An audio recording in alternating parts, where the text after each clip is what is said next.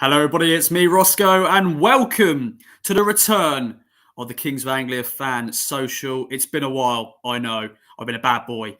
I've just had other plans, other commitments, but we're back, bigger than ever, live on the YouTubes, on the Facebooks, on the Twitter, AKX, whatever you call it these days. We call it Twitter, don't we? We missed the bird. We missed the blue bird, and I've missed bringing you the KOA Fan Social with the KOA Army. I'm joined by Alex and Ben as we discuss all things town. Get involved in the comments. Share your thoughts. I've got one message already from Max. Good morning from Melbourne, all the way from Australia. So big shout out to you, my friend. But yeah, get involved in the conversation. And I hope you enjoy the show tonight. Alex, Ben, take away, boys. It's great to have you back on. Alex, first of all, bring you in. How's things? And Happy New Year to you and everyone watching. Thank you very much, Roscoe. Happy Christmas, Merry New Year to everyone. Thank you so much for having us back on. It was a pretty lovely Christmas in the end with some time off. Had to go back to work this week. Wasn't easy, but yeah, great to talk all things Ipswich. Bit of a blip, as I'm sure we'll go into, but hey, look, we're second in the table. Can't grumble. It's been an incredible time, and yeah, thanks for having me. Nah, it's always a pleasure, my friend. And I don't know if you can hear this, but it's absolutely chucking it down here in Suffolk. And basically, it's just battering my window. Although I do like the sound of rain, I have to admit. Ben, welcome back to the show. Happy New Year to you. How's things?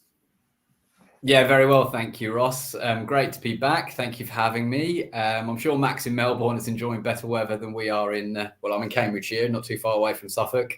Also raining here. So, Max, enjoy that sunshine down under. Yeah, Happy New Year to everybody. 2023 was obviously unbelievable. Probably touch on that later. 2024, what will it hold for Ipswich Town and all us fans? Let's pray for another fantastic year, and yeah, had a really good festive time off. Always goes too quickly. Always put on a bit of weight, and need to get out running and try and get on a diet. I think probably like everybody else in the country is feeling, and like Alex, back to work. But it's nice to get back into the routine. I'm positive, ready for 2024.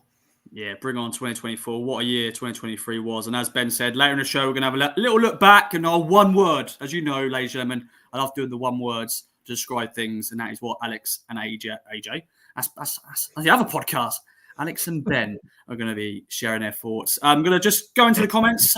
Welcome, Charlie, Evening Kings of Anglia. Also, Phil, good old Phil, good evening, town fans. Also, from Greenland, Choosy Bluesy. Good morning from Greenland. That is fantastic. Keep coming, keep it in. Looking forward to signing a new striker. Phil, hopefully that is the case this window. We're going to get onto that very shortly because some sexy stuff has happened early doors, which is great. We're joined by Andrew Jones. Let's treat it as a season starting. Obviously, we've got 20 games left to play. Apparently, 28. Yeah, 28 max in Melbourne, which is mad. Getting ready for hit the golf course. Obviously, they had their winter, didn't they? Or they had their, what's it called? They had their winter in the summer. I'm not going to go into it. We've got someone from Dublin.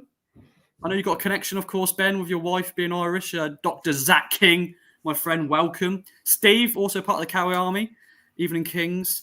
And we're just going to segue, though, into the sexy stuff, boys, because there's been a signing early doors. And he's from Ecuador, on loan from Brighton. Alex, thoughts on this one? Jeremy Sarmiento had a spell at West Brom earlier in the season, got recalled by Brighton, a recall clause that was triggered. But this is exciting, but he's young, but he should be hungry and hopefully adds that extra bit of versatility, a little bit of depth in that attacking area. Sí, Sarmiento. Sarmiento is from Ecuador, which is sexy in itself. But, you know, life isn't all about sex, Ross. But he's a wonderful looking player, but he's 21. You've got 25, 26 first class appearances or first team appearances.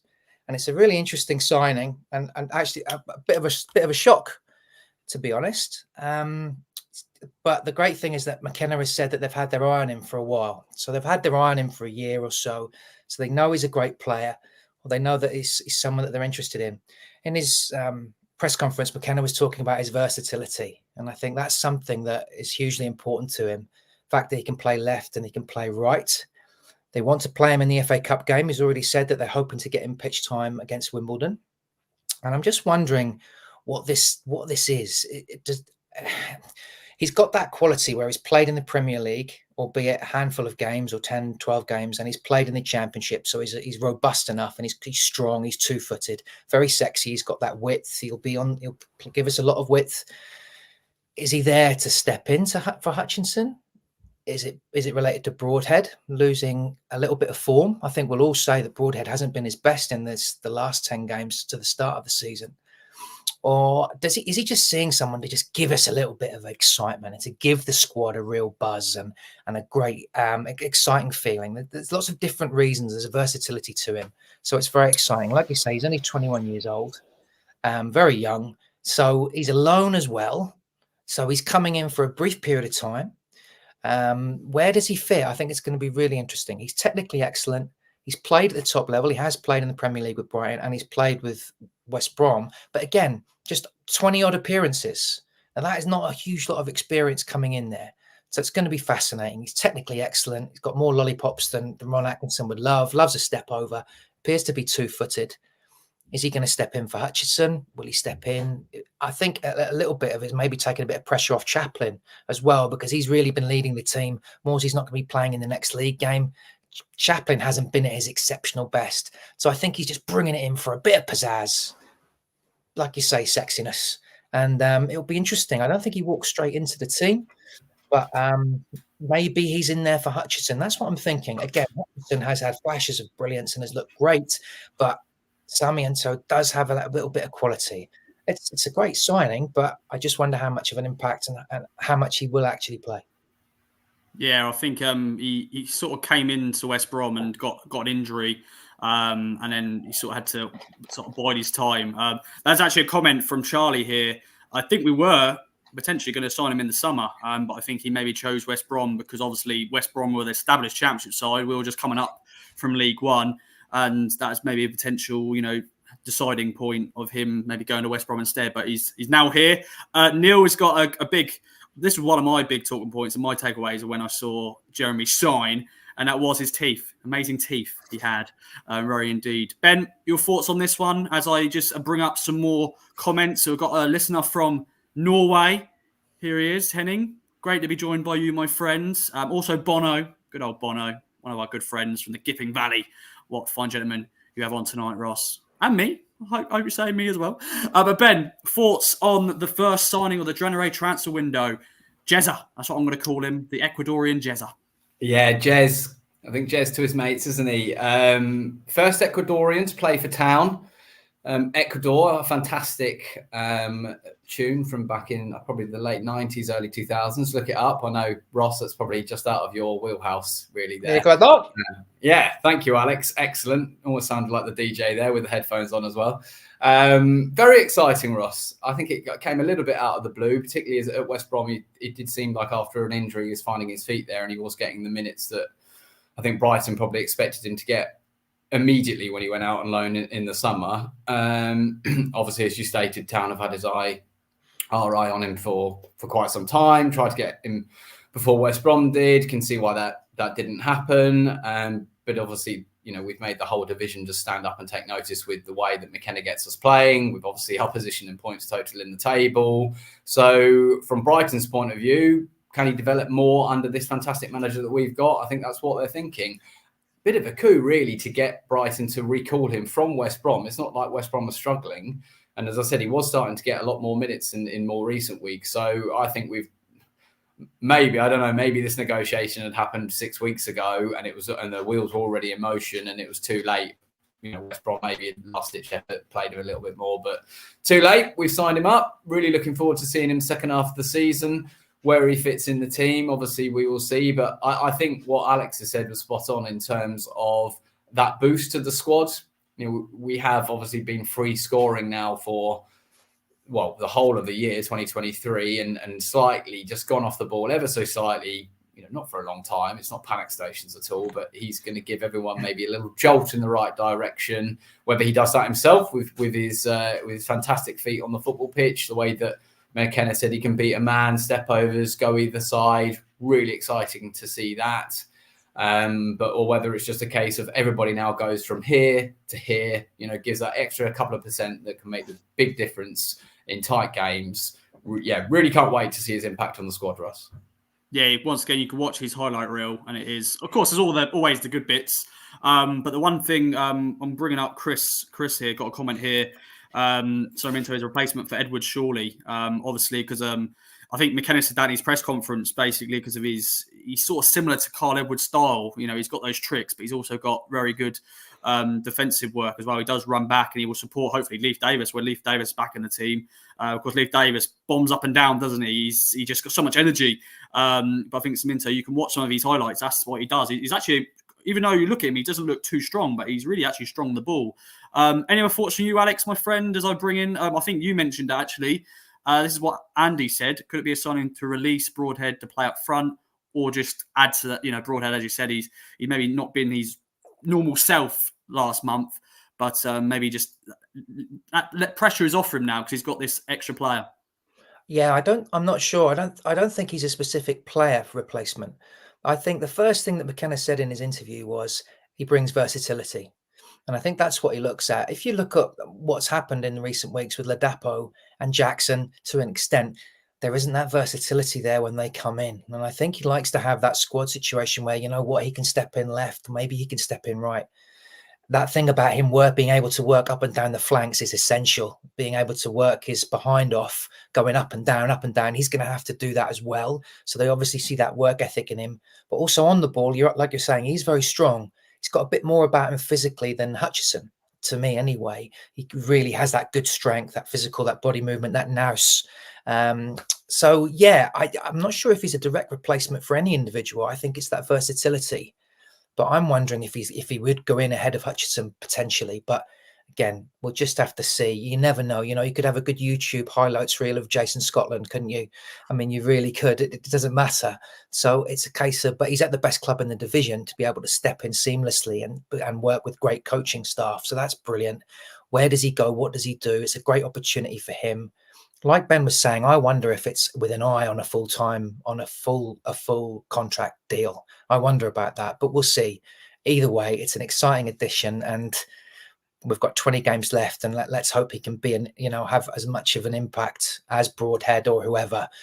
He's bringing in signings that can step up for the final 20 games of the season. These are the people that we need to bring in, and obviously they see that in Sarmiento. Definitely. What's his nickname, do you reckon? Do you think is Jez now going to be, if I jumped on that train, Ben, is he going to be Jez, the Ecuadorian Jez? He's not got that difficult name to say, but with people like me, I struggle with even some English names. Sammy? Yeah. Sarmiento instead of Sarmiento? I don't know. Yeah. I like Jezza. Because it's the most un-Ecuadorian nickname there probably is. No offense to any Jeremys or Jezzas out there, but I just think of a sort of 40-year-old overweight man who goes down the pub and gets called by Jezza by his mates. Yeah. Well, it's a good name. It's a good name. Jeremy's a strong name. Yeah. Phil's gone Vaz, Maz, and now Jez. So that's brilliant, like that. A few more comments. Liam, good old Liam from Crewe. I know he's listening all the way up in the Highlands. So welcome to the show, my friend. Let's see some other comments. Now, Matty Worrell has done a comment here. Wonder where it leaves Amari.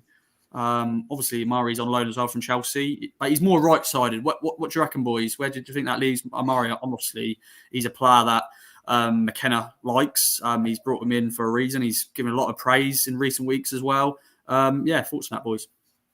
McKenna said again in the press conference he's primarily played on the right, our mate Jezza. I was thinking about Jez as well. Jez the Jester with plenty of tricks. Could work somehow there, maybe. Anyway, the Jester. I think Amari fits in. I think we needed an extra body, like a couple of people said about Scarlett. Scarlett's left. Will we see some other people or some other players leave, which maybe we'll talk about in a minute. But I think with Scarlett leaving, you need another body. I know Hurst has gone we need that central striker. But in terms of having a backup, you've got Broadhead, Burns, Amari, and Jezza with Chappers. So you've got three positions there, 5 or 6 players. I mean, that's what you need in this league. It's absolutely relentless. I mean, we've had an incredibly busy Christmas period where we've almost been on our knees by the end of it, which I know most teams will be. You know, fitness levels are absolutely through the roof, but it's still doing 2-3 games within a 7-day period consistently, 6-day period is incredibly tricky. So another body through the door, and it's not just a body, is it? It's not someone who's just coming in to make the numbers. He's got talent already there for all of us to see. Played at a bloody World Cup, for God's sake. So amazing to get someone of that quality, that pedigree, already through January. Get a run out at Wimbledon on Saturday. See what you can do. Meet the squad. Get used to our patterns of play. I don't see it affecting Amari Hutchinson at all. Again, he's slightly gone off the ball again, like a few of the others, but I think you can put that down to tiredness. He's played a lot of minutes for someone so young in his first proper season in men's football. Let's just keep Amari just bubbling away there nicely with Jezza coming in to strengthen that. As Dr. King said in a comment, I think an impact player certainly coming in the last 20 minutes of matches, last 30 of matches. I think there's something, whether he starts or whether he doesn't, definitely coming off the bench with defenses being tired, McKenna wanting to stretch things with pace, with width.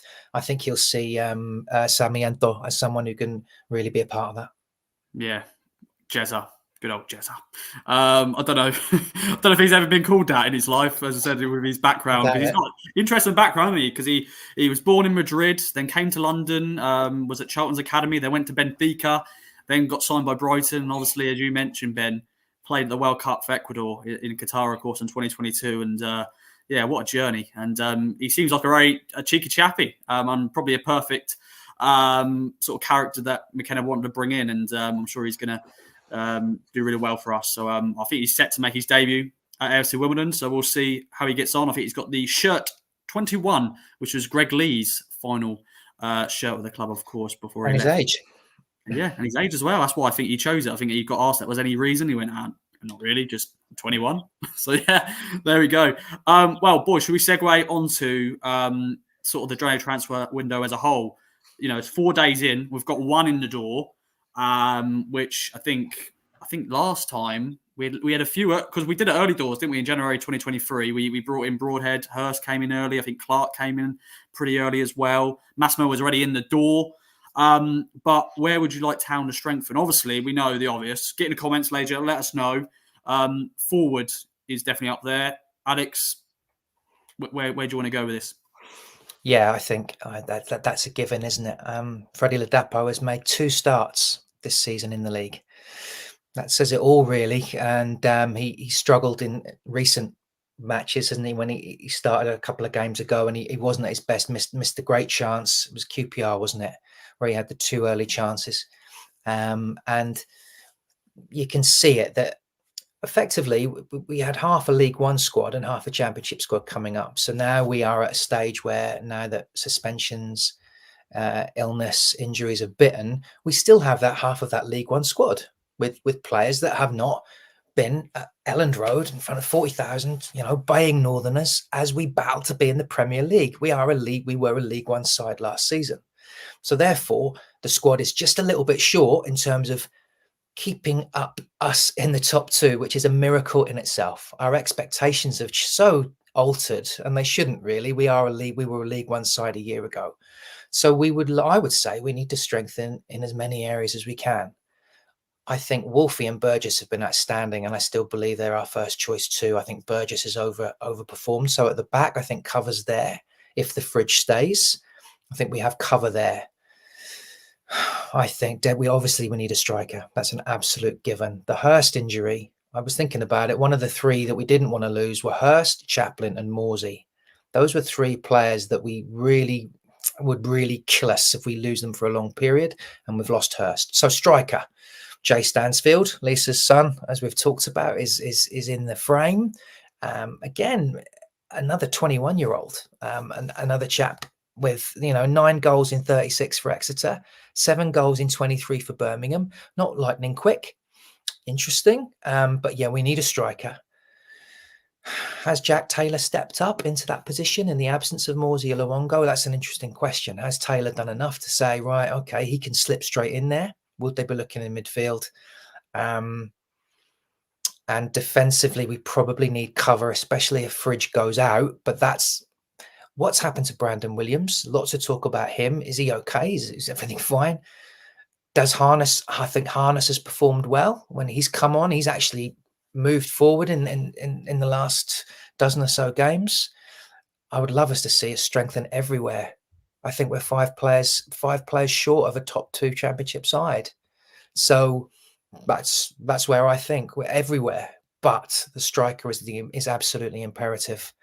I don't think we should think about, are they Premier League players? It's not. Are they strong championship players? Because McKenna has shown that he can mould these players and get them better anyway. Unfortunately, we do have these players that haven't played at the top level of the championship, and we're just being shown that we're a little bit short in terms of squad depth. So I don't know. I think I'd love some squad players everywhere. He'll be thinking about keeping us in that top 2. So therefore, we do need 4 or 5 bodies in, I would say. Oh, that sounds a lot of sexy stuff in January, Ben. I've got a few comments. Apparently Matty Warris said we should get into the team. You know, Ben Deff plays CM, Rolls Royce with a player in the cages. I do agree with that. You know, a few good stints at the Ipswich goals centre. Obviously, there's loads of different names getting sort of shouted out there. Kiefer Moore is one of them. I think Bournemouth has sort of said, yeah, you can go. Let me just find the comment in here. Of course, a former Town player was not very good when he was here. Obviously, he was very raw, I think, at the time. He was actually the man for Norway. He said, Kiefer Moore from Bournemouth. What do you think about that rumour? Obviously, there's nothing really in it at the moment, but he's a striker who's playing in the Premier League. He's not playing that much now, but he has scored in the Championship. Quick one on him, Ben? Yeah, an interesting one. It's certainly doing the rumour mill. Obviously, it's rife this time of year. It's always exciting, and I think it's great fun for us fans to go through the ifs, buts, and maybes, and then get thrown completely off and get somebody we're not even talked about, which is brilliant by Mark Ashton. He's done that quite a few times, definitely that's why we've got to keep on our toes, because anything can happen over the next up until January 31st. Kiefer Moore. Part of me really likes that idea because he's a real focal point of the attack. He holds up the ball. He's brute strength, fantastic in the air. We don't tend to put a lot of crosses in the box in the air. We tend to get to the byline and cut it back on the ground. So I'm sure there'll be a change in tactics there if that was one to come to fruition. Personally, I don't see it for the main reason of. So just thinking about Freddie Ladapo, again, we'll talk about possibly him and will he head out, will he not? Where does everything leave Big Fred? His attributes as a striker worked fantastically in League One, where you didn't have to press as much, you didn't need as much energy. Hurst is a step above Freddie. Yes, probably his touch and the way he brings into play, and maybe his finishing. But the fact he's just younger, he can press better from the front. The way his work ethic is unbelievable. Now, it's not Big Fred's fault that he's not 7 or 8 years younger and he can't run his absolute self into the ground as much as George Hurst can. I don't see Big Fred as a lazy player. I just think he's just someone that can't do that running we expect of other strikers because of what the Hurst standards are set. I don't see Kiefer Moore able to do it either. We might slightly change tact. He might be on McKenna's list. I personally don't see it. It wouldn't be a bad signing, but I don't see the way that he would fit into the way we currently play. And why on earth would we change the way we currently play? It's got us, like Alex said, far, far, far exceeding expectations, second in the Championship. So I would see us more looking at someone, maybe Tom Bradshaw at Millwall, really hard working, puts himself about, can bring other players into play. Not a huge goal scorer, but he's good for a goal. I'm not saying he'd be available, but someone more like that type of player than a Kiefer Moore. Personally, that's the way I see it. I don't see us getting Bradshaw because I'm sure he's perfectly happy at Millwall, but we are second in the league. We are going to be attractive to players now. Again, look at Big Jez, who's coming in, our Ecuadorian friend, Sarmiento. He wouldn't look at us in the summer, or West Brom picked us to the post. Times have changed in terms of players' priorities. So I think we've got a better chance of landing some targets that we never would have got in the summer. So really important. Striker's the main one, maybe even 2. Midfielder, I don't see it. I think Jack Taylor will just have to step up. I just don't think we will go for that. Maybe right late in the window if someone becomes available. And again, at centre half. Look, don't get me wrong. We probably do need to improve in some of those areas. I just don't see them as the priority, and I don't see that happening quite for us right now. Maybe that's a project for the summer. Two things, Ross. I'll just say that Hurst, and I saw a lot of criticism from online digital people, Warriors. I think Hurst has been outstanding since he's been at the club. I think he's been absolutely brilliant and underrated. I think McKenna just sees him as so much a part of the team, and we will really miss him. He was a massive blow. That was one player I didn't want us to get injured. He stretched his team so much. He works so hard. He's absolutely fantastic, and he's very tough to replace. But also, this transfer window will be very different for McKenna and Ashton because of where we now are. You can't predict anything in life, but they definitely wouldn't have They wouldn't have expected this. You couldn't. That we were on the verge of 20 games from the Premier League, realistically. So now it's a case of, right, we need to get goals in. We don't need a project. We don't need someone that's raw. We need someone that we think that we're going to break the bank for, that we're going to get them in, that's going to get us over the line. And it will be a different kind of transfer window than I believe McKenna and Ashton could ever have predicted, because we're thinking about the Premier League. So now we need a name.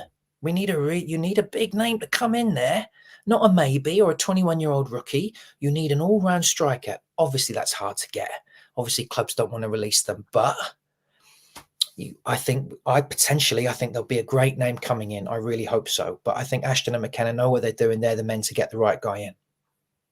Do you think money will have to be involved then, boys? Because I think this summer, I wouldn't say it was underwhelming. I thought it was okay business what we did. We kept most of the team. McKenna signed a new deal. Obviously, we've got Hurst on a permanent deal. But could this be the window where Town actually finally breaks the transfer window? But everything's changed, isn't it? We're now looking at the Premier League. So what do you do when you want to get into the Premier League? You have to bring in a dozen or so goals for the last 20 games. Someone who's going to start and who's going to go in. Because it ain't Jackson. It ain't Ladapo. So who is it? And they are going to have to try and break the bank or do something because their expectations have now changed. That's just the way it is. Is it Kiefer Moore? Because he's got that top level experience and we tweak the way we play. Whatever it is, their expectations are now a little bit different. Scary, exciting, brilliant. But that's just what happens when you absolutely overachieve. And we totally have done in the last 12 months. Yeah, obviously, McKenna's already said in his press conference, there's no, signings imminent at the moment. Obviously, though, we have signed one player already, which is, more than some teams have done. I wouldn't believe a word of that. Yeah, no, I'm sure they're working very hard. And let's sort of segue nicely, though, onto potential departures. Joe Cook has mentioned, I see a big exodus of fringe players and ones out of contract in the summer. Obviously, Ladapo is a big talking point. Ben, do you think there'll be any other players who potentially could be going? And Big Fred, is this potentially a window he could be leaving? Yeah, I feel a bit sorry for Big Fred. Not that you can feel too sorry for people earning sort of 10 grand a week and living in lovely Suffolk, playing for a fantastic football club. But he did perform very well in League One. I mean, I think it was touched on the main pod this week. Stuart Watson said his minutes to goals ratio for Ipswich Town is extraordinary. He didn't always start games.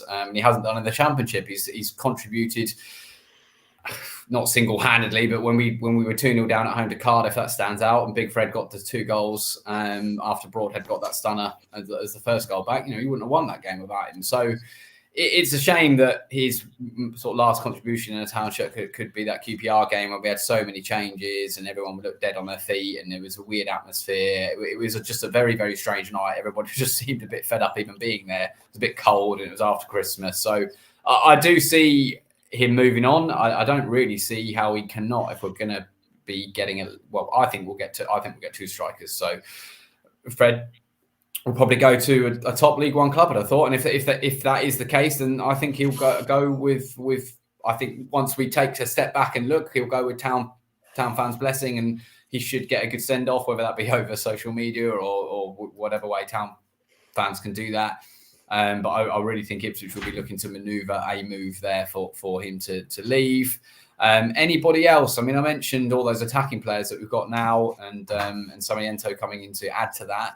I didn't actually mention Marcus Harness, who I think's had a fantastic season. He's stepped above where I thought the level that he was last year, obviously. I wouldn't want him to leave. I think he's another one that you can pop him in there, different areas. It gives you a different option coming in off the bench, gives you a different option to start games like he has done midweek quite a lot.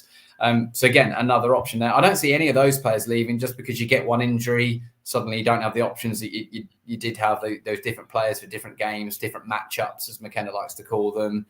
Humphreys, we've had a look at again with the Davis injury, his versatility at being able to play left back. I don't see how he'll move on. Alex touched on it earlier. Brandon Williams, don't know what's going on there. Maybe because of a half season of football and minutes in the legs, he's maybe not with the sports science boys, not looking as sharp as he possibly could. But I think as Andy Cracknell's just said there, it would be Danassian, Ladapo, what's going to go with Shawnee Aluko. And Kamara, I know, is on a Charlton. Whether he'll stay on loan, I don't know. But we're going to have to shift out 2 or 3 to get 2 or 3 in. So it's going to be very interesting. Ross, you boys and your colleagues are going to be busy, I think.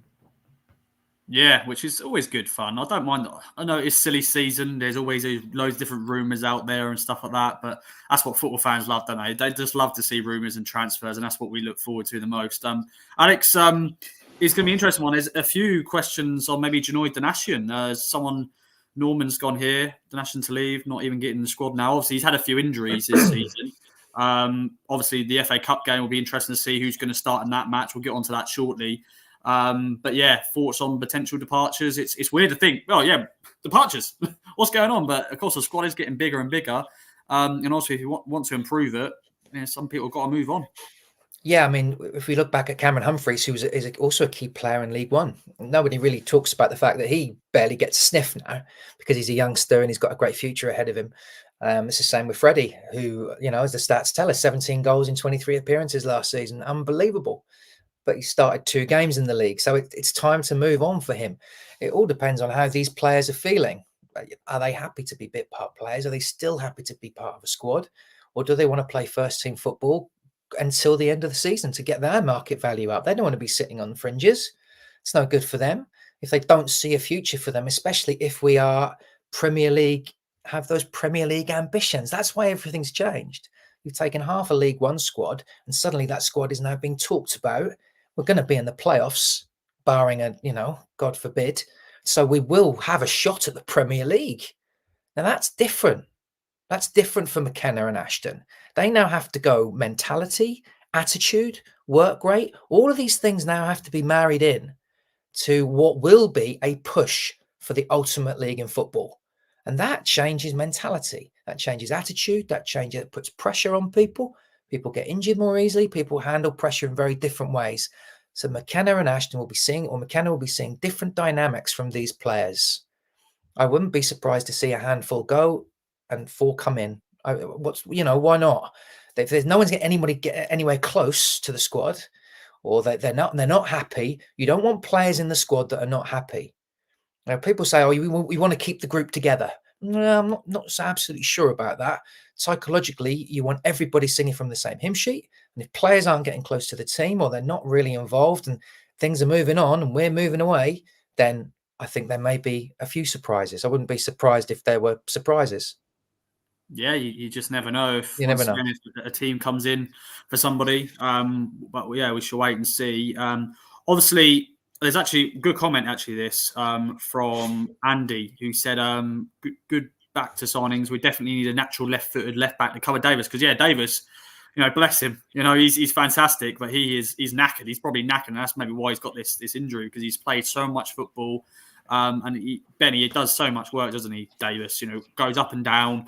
So maybe a potential. Or Cameron Humphreys obviously played there for the QPR game, but he's still very young, Cameron Humphreys. But your thoughts on that? Maybe a left-sided player to come in there just to add a bit of competition, but also a bit of backup.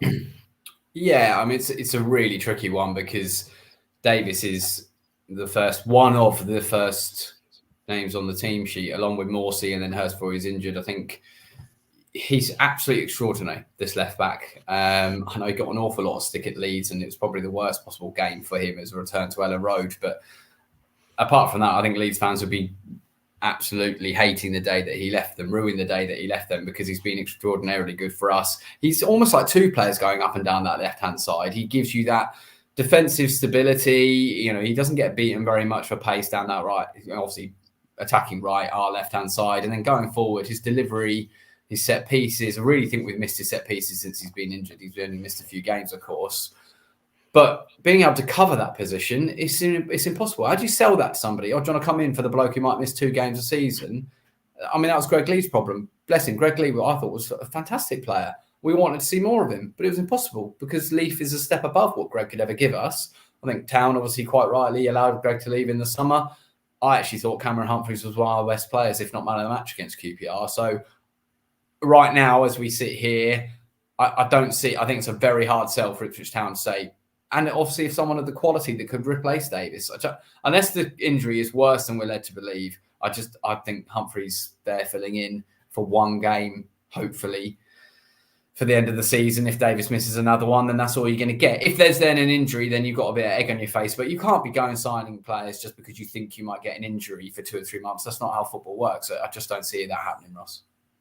No, definitely not. And yeah, as Max said, all the way from Australia, we don't really sign any bad players these days. Obviously, this is transfer windows. It's normally quiet day at Portland, I'd expected, or you sign, a few loan players who haven't played for ages. I'm just excited every window now because, McKenna and the American owners and Ashton, they know what they're doing. Obviously, there'll be some frustration there, Alex. Sort of round off this chat about the transfer window. Of course, we've got the whole window to look forward to. There's going to be loads of different names getting chucked out there, I'm sure. But yeah, final thoughts on it. Yeah, it is fascinating. There will be, like I say, we just don't know, but we do know we need that striker.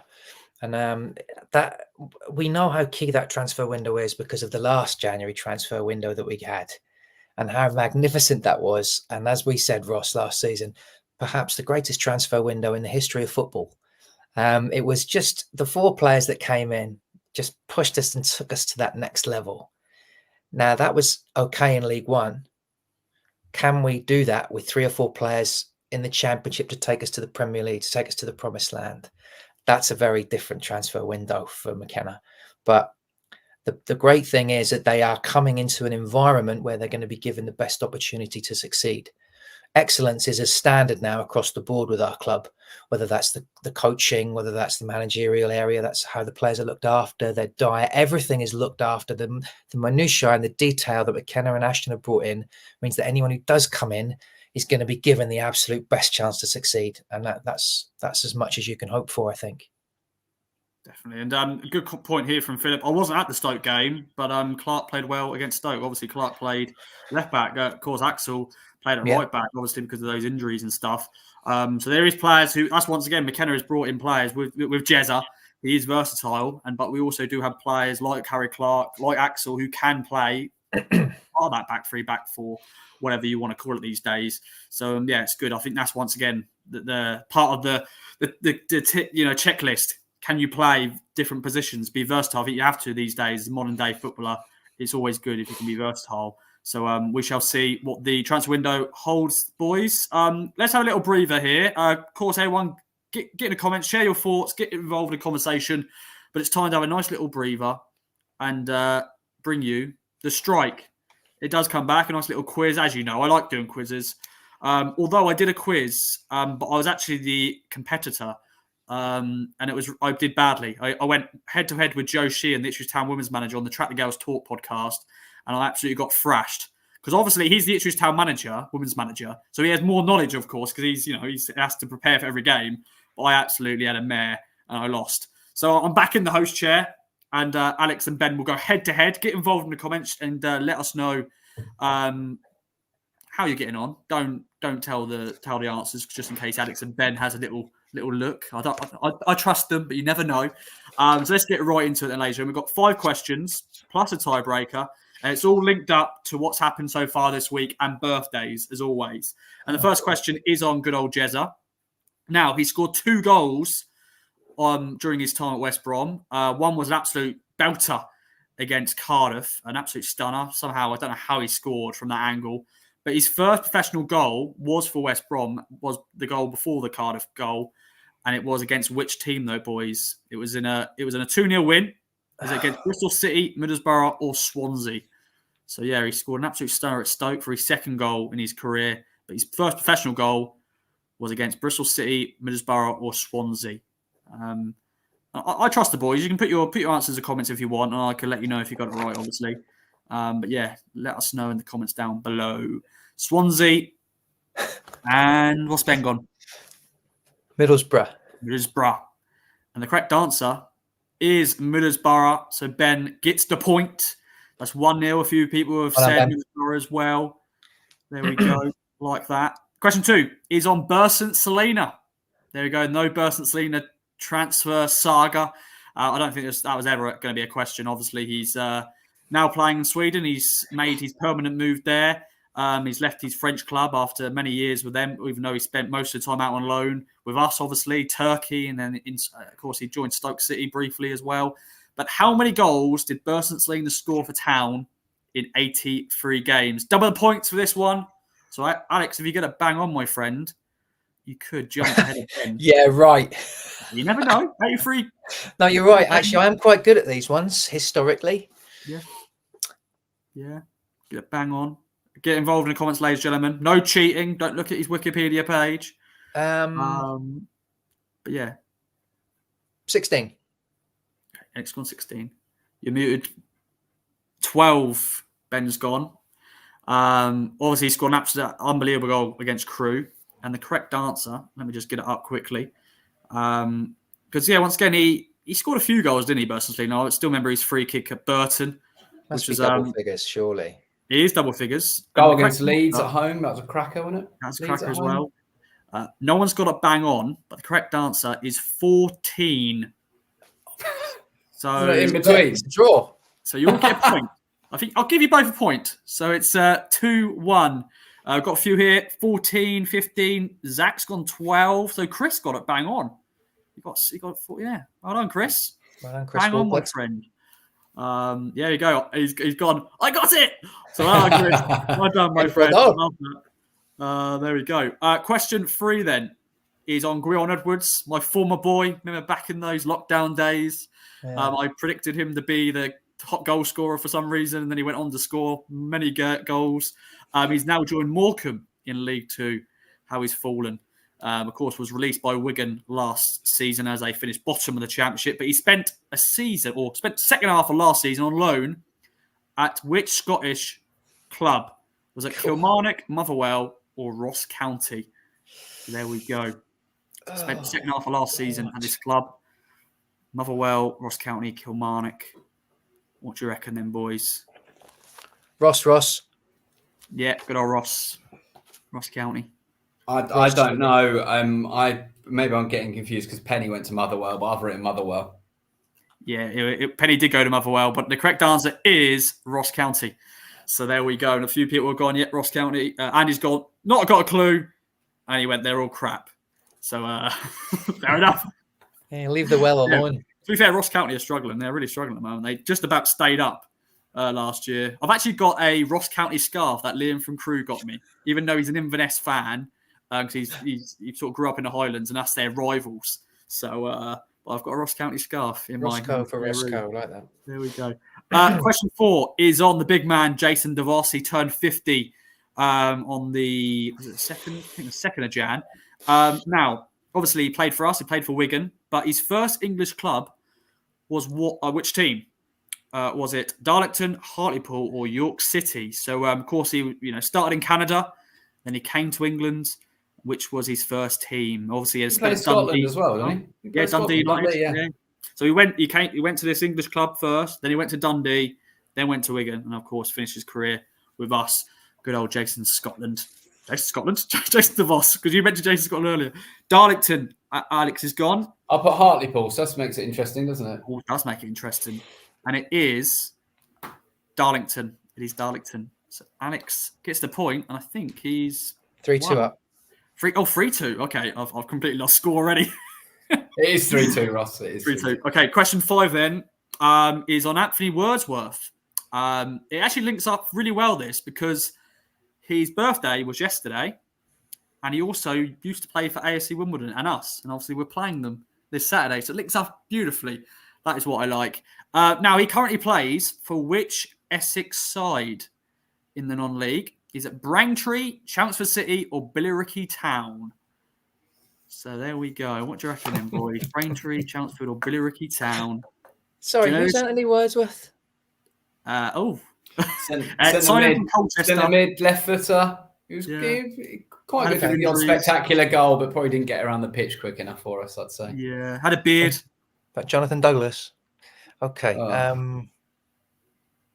Jason Scotland has played in Scotland, Dr. Zach King. Yeah, he has, in Scotland. I think Hamilton he played. I think he actually made his name in Scotland before he sort of came. Got a few answers in here. Chelmsford. I mean, I'll put Chelmsford as well, which is a bit boring because it means I can't win, but I seem to think it's Chelmsford. It is Chelmsford, though. It is Chelmsford. I've got a few correct answers here. Saj, Neil, gone to Chelmsford. Currently playing for them now. He's also linked up with two current Town youngsters, Henry Gray and Finley Barbrook, who is currently on loan. Doing really well there, actually. So, Anthony Wordsworth there. Phil's gone 2 out of 5. Let us know how many you got right. Obviously, there is a tiebreaker, and we are going to do it, because we always do. But, Alex, you have one overall. You can gamble, because this, once again, Ben has to get it bang on, and this is going to be a tricky one to get bang on, but should we go for it? I love a gamble. All right, let's do it. Today is Mick Mills' 75th birthday, obviously. Legend of the club, captain, FA Cup, UEFA Cup. Could have won the league. Just I don't know how. Back then we could have won the league many times. We didn't. Texaco Cup as well, if you want to count that, back in 1973. But how many goals did Mick Mills score for Town in a club record? 741 appearances, which is just incredible. I don't think that will ever be beaten. Do you reckon, boys? I don't think that will ever be beaten. No. 741 games. No. Can't see it. That's all competitions, of course. And the goals is also all competitions. Obviously, he was a right back, left back, maybe played centre back, maybe at one point. I wasn't alive when he played. So 26.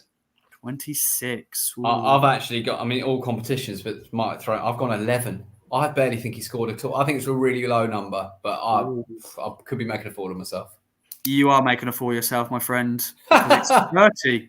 It's 30. That's right. Still not very good, though, is it? Still not very good, is it? He's a right back. He's not. He was not like a Kevin Beattie who would score free kicks and stuff and get the ball and just run with it.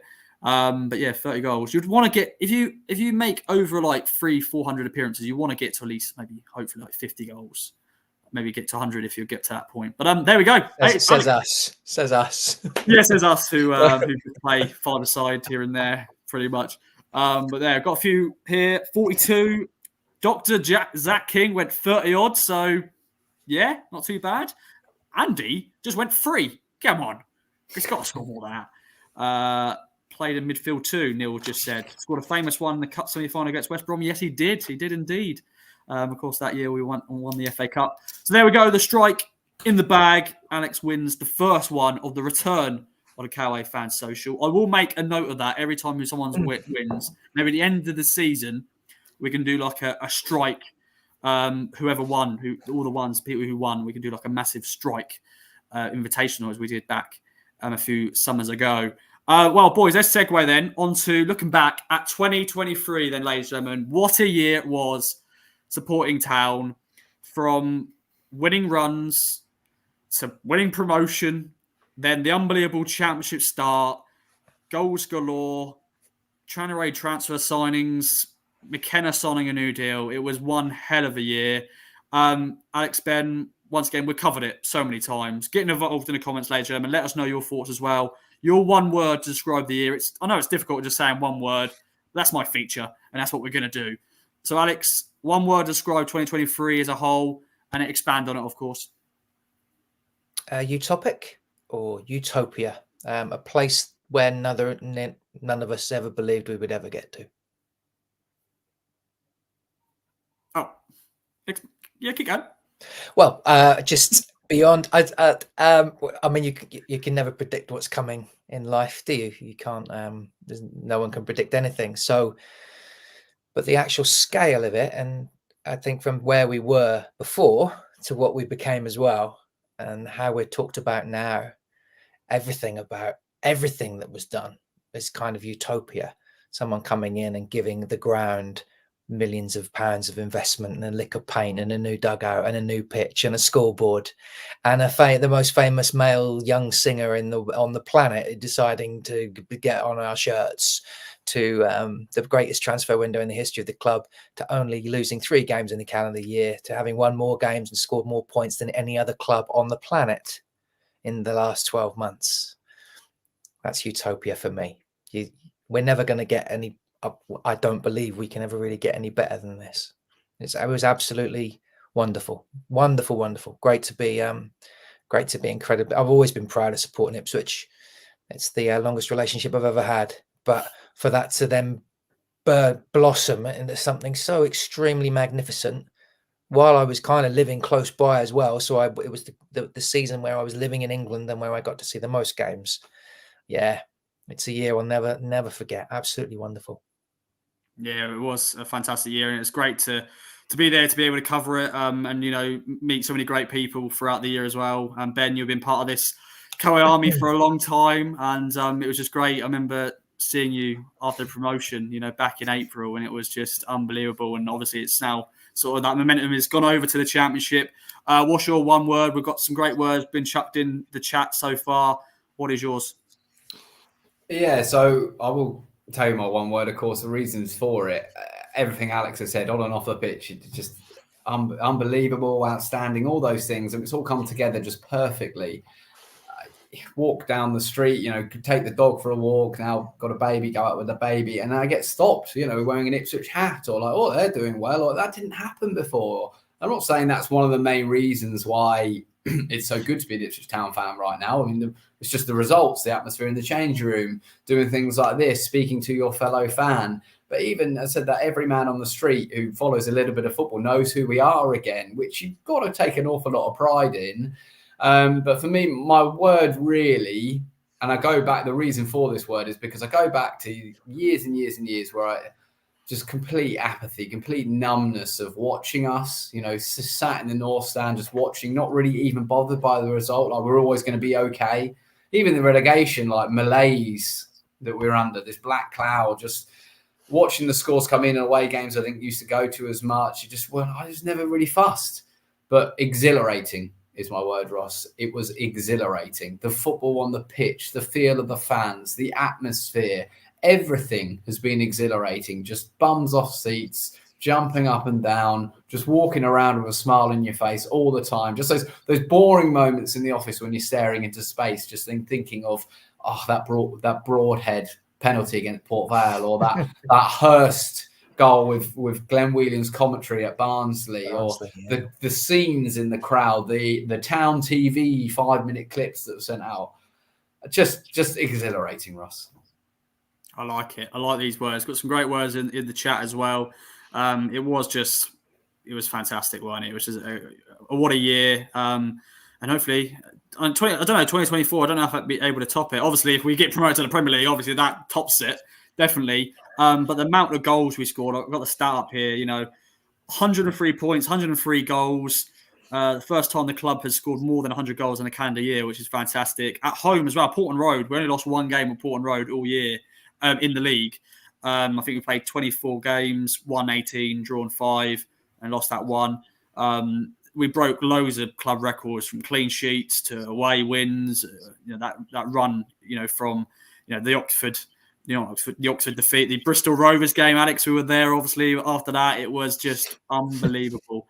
So what a year it was, and obviously 2024 has started with a golden draw against Stoke, which was, of course, disappointing. But we started with a 1-1 draw at Lincoln in 2023, and we went on to do what we did. So it's fantastic. Let's segue though, boys, as we get into the hour mark. Obviously, we have got a cup game. Our focus switches to the FA Cup. Obviously, being back in League One, we were having to play the first round of the FA Cup. So, of course, we had the Barrow. Sorry to bring it up, ladies and gentlemen. Terrible memories. Last year, obviously, we had a good run. We just about We got knocked out by Burnley, obviously, in the weekend with a late goal. But we had that Bracknell experience. We had Buxton, obviously. We beat Rotherham, who were a Championship side. We're a League One side. But obviously now we have AFC Wimbledon in the third round, boys. Alex, thoughts on this one? They're a League Two outfit these days. We were League One foes not long ago. They're currently 7th in the 4th tier. Johnny Jackson, who is a manager that we've come up against before when he was at Charlton Athletic. But yeah, thoughts on this one? We'd all have a cup run, wouldn't we? I think when you get drawn to AFC Wimbledon, home or away, in the third round, you start thinking, cool, yeah, you know what? We should win this. I think the state of the squad and where it's been in, it's going to be interesting what team goes out there. I mean, what first team players is he going to gamble with as we move into the final 20 games of the league season? So it's going to be interesting to see who he plays. Sarmiento, we will see him. It's very exciting. We've sold out our allocation. So there's even those second string players that are going to come in, there'll be an expectation on them. But those second string players have actually had a bit more of game time lately because of the injuries and suspensions that they've had. So the likes of Humphreys, obviously Jackson, these players will come in and they won't be too, they'll be fresh, but they've had a bit of play as well. So who does he play? Who does he play? It's going to be interesting, but we have to go to a League Two side and expect to win. It'd be lovely if we do. There are replays, aren't there? So we don't want to replay. I really would. I'd never say this about cup comps, Ross. I don't mind if we lose. I really don't. I know that's a terrible thing to say, and it's anachronistic to everything I believe about being an Ipswich fan. But all I want is no more injuries. And I want us to have a bit of momentum in the league going into either the playoffs or promotion push. So it'd be lovely. Of course, we should win with our team, and there'll be sellout crowd. If we lose, I won't cry about it. I'd still have gone to Wimbledon if I had any cash in my pocket. I'd still have gone, win or lose. I just want to see the boys play. But it's important. But suddenly there's a bigger light on the horizon, if you know what I mean, for me. Yeah. Ben, thoughts on this one? Obviously, Morsey's actually, and you've got a shirt behind you, he's suspended for the next 2 league games. So do you chuck him in for this one? Obviously, he didn't play in I think the Carabao Cup. He didn't play. Of course, we changed the whole team for the Carabao Cup. And of course, we went on to beat Wolves. And, we got lost against Fulham in the end. But we had a little run in that competition with our second string outfit, as they would say.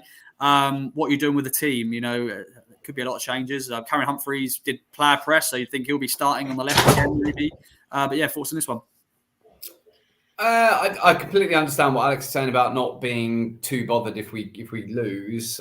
I know that in a way it's because we've got bigger fish to fry. Chasing this Premier League dream, etc. I've not really given myself even a thought of the fact that we might still get promoted. I know that sounds ridiculous. Fans can dream, but I'm still in this high from the promotion last year to too busy to think where we might be come May. FA Cup wise, I think it's actually a really good time for us. I think there are quite a lot of players that still, despite the Christmas period, will need more minutes in their legs. And I think that benefits us for the weeks going on in the Championship, because you're going to have players who need to step up when they're ready. So you've got this game at Wimbledon, and then obviously we've got the Championship back in the Championship. And then if we get to the 4th round, I think that's the weekend of the 27th of Jan. So it's not that far away. If you get any January signings, a perfect opportunity to bed them in. And I think, like Morsey said, suspended for 2 league games. So he's going to be able to lead the team against Wimbledon. So I think with Morsey in the squad, that gives us a better chance of winning. And I still think it'd be amazing to be in a position where we're a Championship side now. Let's go out there, put our chests out. We need to get some goals, get a little bit more confidence back into this squad if it has been dented slightly after this run of games that we've had over Christmas. And let's throw ourselves at it. Like McKenna says, we always attack these games. Let's see that. Yes, we're going to see a few squad players play. You never know. They might push themselves into a start for the following match against Sunderland, because there are gaps now in the squad. We have got injuries. So I think it's all to play for these players. And I want to see us go and have a dominant performance at Wimbledon and then get a big team in the 4th round or another team, another winnable game. Just hope it's a home draw if we do get through. So I want us to go there. I want us to win. I think it's actually important that we do, because of this tricky round that we've had. Obviously, no injuries is a huge factor, but the injury side of things, if the players are fit and firing, you're very unfortunate to get them. So let's not think about that. Let's go there and win the game, Ross. You're muted, Ross. Oh my God, ladies and gentlemen, we got to an hour. You nearly did it. Absolutely butchered it. Can't believe it. Unbelievable. Poor from me. Although I did the intro with first take, so I'm very happy about that. They are missing, though, AFC Wimbledon, 2 big players because they've been called up to the Asian Cup, not AFCON, as I said on the main podcast. It's Asian Cup. 2 of their really star players, Omar Bogle and Ali Al-Hamadadi, who's their top goal scorer. I've butchered his name as well. They're both going on to the Asian Cup. So they're 2 big players who are going to be missing for this. So that's weakened their team. Obviously, their League 2 side. They struggled last year. They're doing a bit better this year. They're beaten, though, Coventry in the Carabao Cup early in the season. So they're beating the Championship side. So you just never know. I think a couple of years ago, they also beat West Ham in the FA Cup. So cup shocks do happen. So, yeah, we shall wait and see, boys. But, yeah, I think it's a sold-out Plough Lane, so it should be a good atmosphere. But, Alex, as we're getting over to the hour mark, any other business, anything else you want to mention? It's just a nice little breather into it from FA Cup action, as I said, from the league. But then we've got some big games to come in January. We've still got Leicester. We've got, games on telly as well and all that sort of stuff. It's Sunderland straight away after the Wimbledon game. So, yeah, big month. Yeah, it is. I want us to win at Wimbledon. I want us to play with confidence, of course. My expectations have been tempered because of the poor form that we've been in. And we haven't scored in the last couple of games. And we're bringing in a load of new players again. So suddenly, let's go and get some goals. It's just not happening. And it hasn't been happening for us. And our squad is very much weakened at the moment. So my take on it is, of course, I want us to go and win. And we expect to win. We'll be hot favourites for that game. But if the performance isn't quite there yet, we need to get performances ready for the league. And I wouldn't be devastated if we were shocked by AFC Wimbledon. But we really are struggling at the moment. Let's not forget that. We haven't won in 5. It's an opportunity, though, isn't it, to go to Wimbledon, win a game. And that would be lovely to get that because winning is a habit, as is losing. But it's not that simple. They're going to be well up for it and they're going to be charging in at us and it's not going to be easy. But obviously, we want a morale-boosting win. We talked about it, 20 games to go. We've got 10 at home. We've got 55 points. The last couple of seasons, second place was 91 points, 88 points, and 91 points. That's the top echelon of winning. We've got 55. Of our 10 home games left, I've got us down to win 7. That would give us 76 points, which means we need 5 wins from our 10 away games or 15 points from our final 10 away games. If we can get 15 points, I think that will take us to 91. And I think that should be enough. Southampton can win all of their games at home, but they have got Leicester away, they've got Leeds away, they've got Blackburn away, and they've got West Brom away. Those are 4 games where I think they may drop points, but their home run is really straightforward, Southampton. I'm not so worried about Leeds. So if we get 7 wins at home minimum and 15 points from our last 10, that's 91 points. I think that'll be enough to get us up. But yeah, we need some new players. We need some exciting new players. But what a next 4 months. What a next 4 months. I mean, it's just going to be amazing, isn't it? 20 games, 10 at home, 10 away. Let's see where we can go. But either way, the boys are incredible. And either way, playoffs or not, we've got to back them 100%. All of us support for each and every one of them. Definitely. Bring it on. Big news actually dropped tonight is Jed Spence has been recalled from Spurs, who is a big player at Leeds United. So Leeds have lost a big player there. So, yeah, we shall see, ladies and gentlemen. Ben, any other business from you as we round off the First Fans Social 2024? Thanks, everyone who's joined us this evening. It's been great seeing all the comments and everyone tuning in. Be anything else from you? Just touching upon a bit what Alex said, just looking to 2024 and then, getting to the second half of the season. We've had an incredible run of tough away games. And once Leicester's out of the way on the 22nd, or Monday 22nd, I think it is, or that weekend, we don't really have any tricky, in terms of the top 6, we would have played all the way from home by that point. So our home games, our home record is extraordinary. And if we are to mount this amazing promotion push it all the way to the end, then you've got to look at our home games and think, if home's our strength, and that's where it's going to be won, I think, because the away games are a little bit easier on paper. But one thing at the home, every single fan has got a role to play. Don't just think it's the players on the pitch.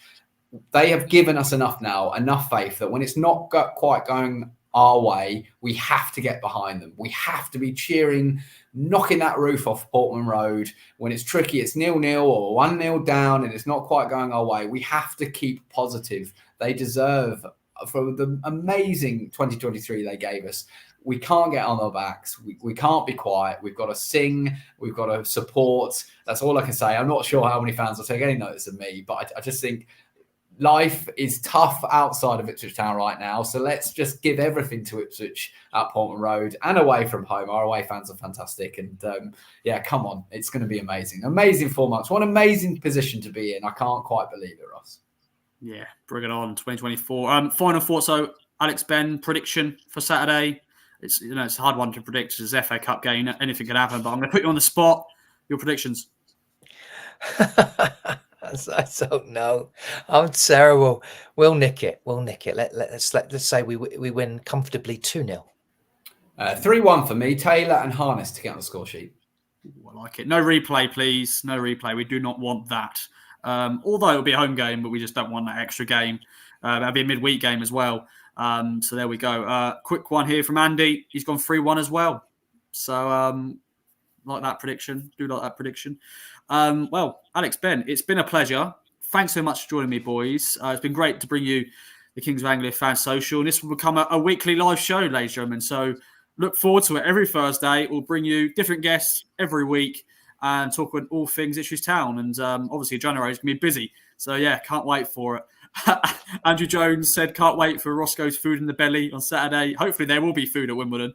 So, yeah, fingers crossed. There is some food. Toasted Womble, maybe. Yeah, maybe. But we shall wait and see. But no, thanks everyone for tuning in. It's been a pleasure to bring you this. We'll be back next week for another Fan Social. There'll be also a flagship show to bring you as well with the boys. And if you're going to the game, if you enjoy it. If you're not, follow the game with us as always. All our coverage, game day, and all the things online.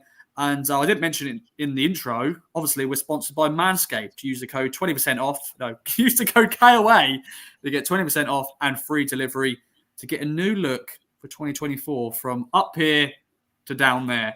But no, as always, thanks for joining us. Alex, Ben, cheers, boys. Bye for now. Let's go and end this live stream.